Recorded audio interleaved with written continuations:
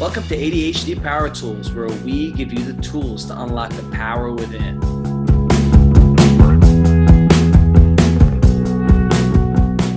Hello, Brooke. Today, I want to talk to you about mindfulness. What are some tools you can give our audience, us with ADHD, on mindfulness? How can we achieve mindfulness? Sure. Many different ways. So, one way in particular, visualization. All of us have different ways to visualize. And this is actually a really good episode after our stress episode, right? Like, stop the stress. Mm-hmm. So, in Exactly. conjunction with that, we all have things that make us happy. It could be the beach, it could be a tree, it can be a Sure, yeah. person. um, we all have different things. So, that's one way. Mm-hmm. Mm-hmm. Breathing, watching our breath, having deep belly breaths that completely reduces stress and anger. When Dr. Amen talks about belly breaths, and people are less angry when they have more oxygen and the carbon dioxide comes out. So more oxygen to the brain equals less stress. So watching your breath. On top of Mm-hmm. breathing, just a strategy for that is a 4-box technique. So Mm-hmm. you blow out the air in your lungs for 4 seconds and you hold it for 4 seconds, and then you breathe back in for 4 seconds and hold it for 4 seconds, and you keep doing that. Mm-hmm. We did that. Just continue. Yes, we did do that. Yeah, we did that on our episode of stress. Yes. But Well, continue. if you did not see stress, here you go. Or I Exactly. really feel it's important, obviously. Uh, Exactly. Transcendental meditation, or any type of meditation, is also very helpful for mindfulness. And it doesn't have to look like this. You can be, going for a walk. You can just, stare out to space. You can just focus on your breath. Anything that helps you focus on your breath is great for, meditation. I think, just being in like a not chaotic space, right? So visually, it's pleasing to you. Things are clear. Your desk is clear. Your bed is made. Those can help you with, Mm-hmm. um, mindfulness as well. 100%. Exercise can help with that. Sleep can help with that. So it Mm-hmm. all comes together. 100%. And mindfulness can come in so many ways. The first thing you brought up, you were talking about, how a tree or a beach could be, a way that keeps you relaxed. Um, the tree reminded me, I have a few pepper plants out front, that I love planting, like little crops. It used to be tomatoes, now it's peppers.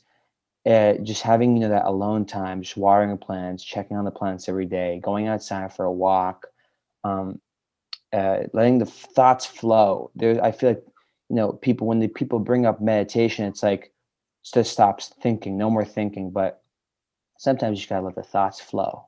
No, It's yes. hard for us. You can't, we're always thinking, even when we're saying don't think, that's a thought, right? Hmm. So Yeah. even yogis, people who spend hours on meditation, it's really hard to get to that transcendental place where you have Hmm. no thought. Um, if you're lucky, you can get it for a second. So Hmm. just channeling your thoughts, acknowledging your thoughts, and coming back to your breath or to a mantra. Exactly. And, starting off your day, like that, check the way I like starting off my day. I was listening to a podcast, and Matthew McConaughey said this. He just came out with his book called Green Lights. It's like his memoir of his life. And he talks about a lot of, how he achieved success. And he was saying he likes to check in with himself before he checks in with the world when he starts off his day.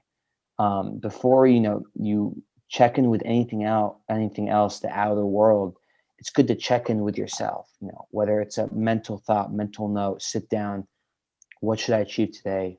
what I want to do today. Just check in with yourself. And that's what I've been doing before hopping on my phone. Who texted me, what's going on, check my emails, sitting down, um, starting off the day right, organizing, just having maybe a glass of water and some breakfast and just relaxing, checking in with myself. I want to ask you, Brooke, can someone with ADHD achieve mindfulness consistently, by calmly being aware and accepting one's feelings, thoughts, and how their body feels? Can someone with ADHD do that? Consistently? Yeah, that's the word. That's the word right there. Well, if they're armed with the tools to be able to Hmm. be consistent, yeah, if they understand the purpose behind it, they have accountability, they're motivated, they are driven to it, then yeah. Um, but we sometimes can be consistently inconsistent. So even, Hmm. mindfulness, exercise, things that are good for us can sometimes fall off when we Hmm. get distracted by and stressed out by things. So Hmm. I think that's a very open-ended question. Yeah. You know, So for me, my favorite way of achieving mindfulness, I mean, it's really hard. I have so many. I love taking care of my plants, cooking, doing my bed, walking around, having breathing some fresh air, or getting some sun outside, some good old vitamin D. What is your favorite way um, to achieve mindfulness, if you have one? I completely agree with what you were saying with Matthew McConaughey, just checking in with myself before I check in with others, just having my morning structure. And it Hmm. doesn't have to be the same every single time, but just saying, all right, don't jump onto my computer, don't start doing work. Maybe read one page for that creative flow and that juice going in my brain, write a little bit, read water. And yeah, going outside, living in Florida is super helpful for that, getting that vitamin D and just 100%. walking around the block and breathing and just getting Hmm. that Breathing. oxygen into my brain. Okay, gratitude in the morning is helpful as well. So I look at my hands and I say 5 things on my fingers that I'm grateful for, and it reframes my mindset into a more abundant mindset and shifts the negative thought process. 100%. 100%.